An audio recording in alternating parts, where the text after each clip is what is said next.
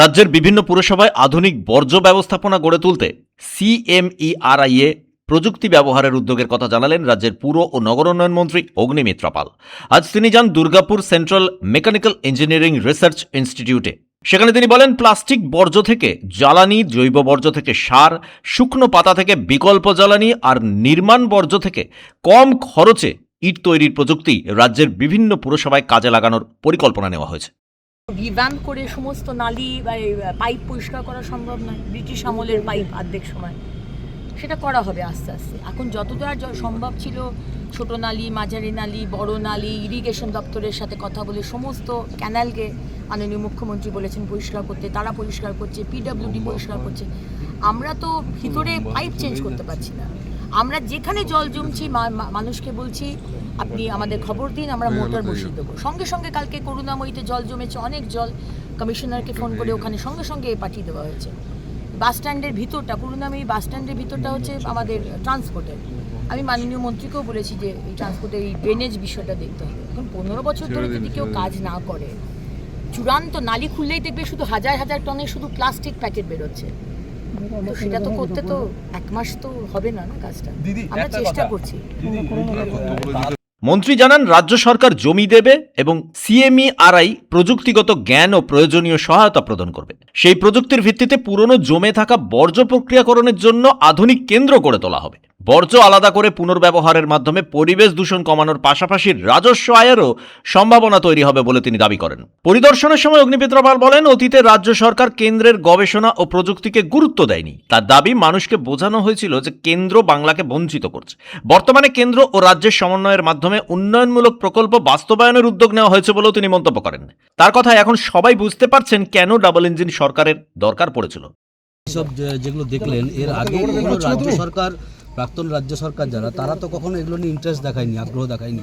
এটা তো অনেক আগে এইসব অনেক সেন্ট্রাল মিনিস্টার এসছে, আমরা দেখেছি হর্ষবর্ধনজি তিনি এসেছিলেন, বাবু সুপ্রিয়জন কেন্দ্রীয় মন্ত্রী ছিল তিনি এসছেন, হ্যাঁ সুভাষ সরকার এসেছিলেন। তো কখনো তো রাজ্য সরকারের তরফ থেকে এই যে ওয়াটার পিউরিফায়ার, এই যে সলিড ওয়েস্ট ম্যানেজমেন্ট, এগুলো নিয়ে কখনো তো আগ্রহ দেখানো হয়নি। এবার কি এগুলো পুরসভায় কোনো ইমপ্লিমেন্ট হবে? আগ্রহ কি করে দেখাবে বলুন? আগের সরকারের তো পলিসি ছিল যে যা কেন্দ্র সরকারের সেটা আমরা ব্যবহার করব না।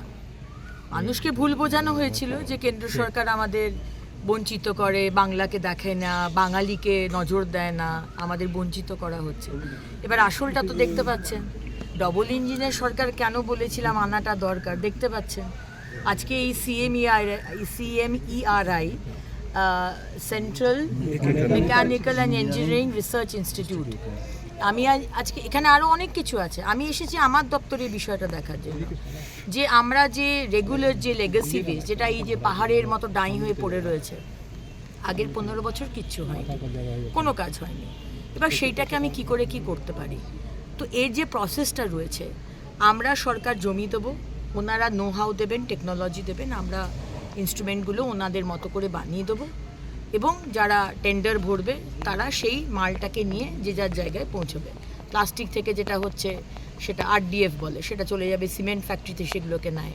যেটা মেটাল সেটাকে আলাদা করে সেটাকে কোথাও দেওয়া, যেটা ইনার্ট বলে বা অর্গ্যানিক ওয়েস্ট যেটা বলে সেটা মাটির মধ্যে চলে যায়, সেটা খুব ভালো ফার্টিলাইজার। তো এই কাজটা ওনারা আমাদের জন্য করে দেবেন। এবং ওরা গাছের পাতা, শুকনো পাতা, সেইটাকে দিয়ে এক রকমের কোল তৈরি করছে। কয়লা যেরকম আমরা উনুনে কাজে লাগাই বার্ন করতে ফিউয়েল হিসেবে, এটারও সেটা একটা ওরকম একটা বিষয় আছে, ওরা ইউজ করতে পারে। সেটা ওনারা ফ্রিতেই দিচ্ছে এখন। বড় প্রোডাকশন হলে ওটা নিয়েও একটা রেভিনিউ আসবে। আরেকটা হচ্ছে বাড়ি যে ভাঙা হচ্ছে, ডেমোলিশ করা হচ্ছে, যেটা আমাদের ইন্ডাস্ট্রিয়াল ওয়েস্ট, সেইটা দিয়ে ওরা ওই ইট তৈরি করছে, একরকমের ইট।